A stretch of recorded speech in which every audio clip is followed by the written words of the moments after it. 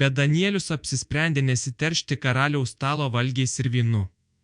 Danieliaus knyga, 1 skyrius, 8 eilutė, vis dar įsiveli į tai, ko neapkenti, ir savo galvoje suki mintis, kurios nuveda klystkeliais. Vis dar neįstengia atsispirti senoms pagundoms ir leidėsi jų įveikiamas.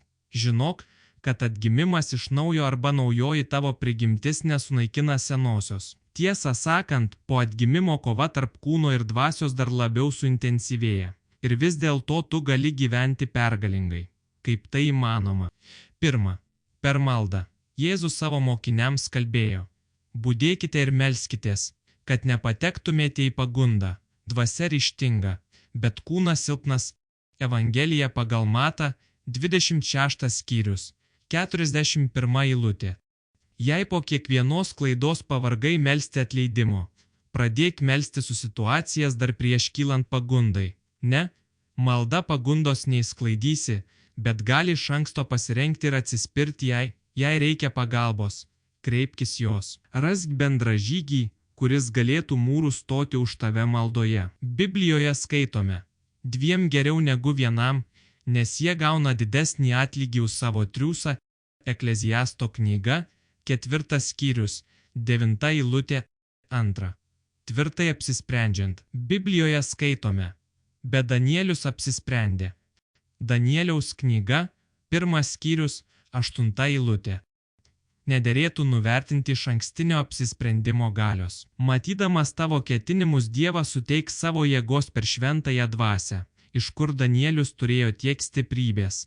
Iš Dievo. Skaitome, kad jis melsdavosi 3 kartus per dieną. Žiūrėkite. Danieliaus knyga, 6 skyrius, 10 eilutė. Nenusiteik pralaimėjimui. Šalinkis pikto. Kai Potifaro žmona norėjo sugundyti Juozapą, skaitome, kad jaunuolis ištrūko ir išbėgo laukan. Pradžios knyga, 39 skyrius, 12 eilutė. Tiek Juozapas, tiek Danielius melsdavosi ir apsispręsdavo gerokai prieš užklumpant pagundai. Panašiai elkis ir tu. Klausimai apmąstymui ir pritaikymui. Prisimink situaciją, kai nepajėgiai atsispirti pagundai. Ar tuo metu buvai iš anksto apsisprendęs, kaip elgsies? Ko tau tuomet labiausiai trūko? Maldos, ryžto ar bendražygio šalia? Kaip atrodo tavo malda šiandien? Ar meldiesi tik tada, kai jau esi pagundos gniaužtuose, ar stengiasi su Dievu kalbėtis dar prieš jai užklumpant? Pasirink vieną konkrečią sritį savo gyvenime, kurioje nuolat suklumpi, ir šiandien priimk aiškų sprendimą. Ką darysi kitą kartą, kai ta pagunda ateis? Užsirašyk jį. Pagalvok apie vieną žmogų, kuriuo pasitiki, ir šią savaitę paprašyk jo tapti tavo maldos bendražygiu.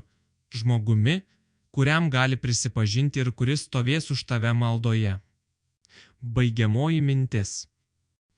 Pergalė neprasideda tada, kai pagunda jau beldžiasi į duris, ji prasideda tyloje, prieš aušrą, daug anksčiau. Danielius nebuvo stipresnis už tave, jis tiesiog apsisprendė anksčiau. Viešpatie, pripažįstu, kad savo jėgomis esu per silpnas. Senosios prigimties trauka dažnai stipresnė nei mano ryžtas. Padėk man šiandien apsispręsti iš anksto. Pašventink mano valią, kad ji remtųsi ne savimi, o tavimi. Kai ateis pagunda, tegul ji randa mane jau esantį tavo artumoje. Amen.